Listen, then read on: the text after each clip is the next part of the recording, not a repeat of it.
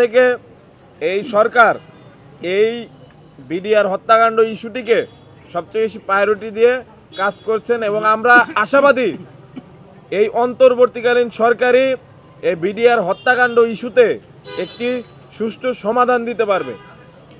আমরা সবাই আশাবাদী। এক মিনিট বলি আমি, দেখুন এই কমিশনের যে গঠন হয়েছে সেই কমিশনের সদস্যদেরকে কিন্তু বিচারপতি পদমর্যাদা দেওয়া হয়েছে, কিন্তু কমিশনের যে জায়গাগুলোতে আপত্তি ছিল প্রজ্ঞাপনে 2-9 ধারা এবং কমিশনে উল্লেখিত ব্যতীত শব্দ, এখানে আমাদের কাছে মনে হয়েছে এর দ্বারা কমিশনের যে স্বাধীনতা সেটি অনেকটা খর্ব হয়েছে।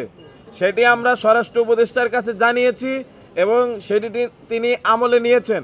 এবং যদি কমিশন কোনোভাবে মনে করে যে এর দ্বারা আসলে স্বাধীনতা খর্ব হয়েছে, তবে স্বরাষ্ট্র উপদেষ্টা নিজেই তাদের কাছে গিয়ে জিজ্ঞেস করবেন এবং সেই সাপেক্ষে তিনি ব্যবস্থা নেওয়ার আশ্বাস আমাদেরকে দিয়েছেন। আচ্ছা, আমি একটু মিডিয়ার মাধ্যমে আমাদের ক্ষতিগ্রস্ত সকল বিডিআর সদস্য তথা বিডিআর পরিবারের সদস্যদের আশ্বস্ত করতে চাই, আমরা আজকে যেই সাক্ষাৎটি করেছি স্বরাষ্ট্র উপদেষ্টা মহোদয়ের সাথে, আমাদের আলোচনা যথেষ্ট আন্তরিক এবং ফলপ্রসূ হয়েছে। উনি আমাদের প্রত্যেকটা বিষয়, আমরা আমাদের যে 8টা দফা আছে পাশাপাশি 76 ব্যাচ সহ প্রত্যেকটি বিষয় আমরা অত্যন্ত সুনিপুণভাবে স্বরাষ্ট্র উপদেষ্টাকে বোঝাতে সক্ষম হয়েছি এবং তিনি অত্যন্ত হৃদয়ঙ্গম করেছে আমাদের প্রত্যেকটা পয়েন্ট এবং আমাদের সাথে তিনি একাত্মতা ঘোষণা করেছেন। উনি একটু সময় নিয়েছেন 15 মার্চ পর্যন্ত।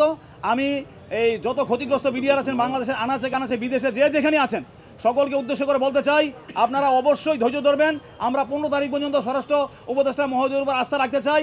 উনি যে আমাদেরকে একটা আশ্বস্ত করেছেন এর মধ্যে একটা আপডেট দিবেন আমাদের, আমরা সেই পর্যন্ত আমরা শান্ত থাকবো, আমরা নতুন কোনো কর্মসূচি ঘোষণা করবো না। এরপরে আমরা সেই আপডেট পাওয়ার পরে যদি আমাদের পরবর্তী যেই কর্মসূচি আসবে সমন্বয় মাহিন সরকার সমন্বয় আয়তলা ভেস্তির নেতৃত্বে আমরা পরবর্তী কর্মসূচি ঘোষণা করব। সবাইকে ধন্যবাদ।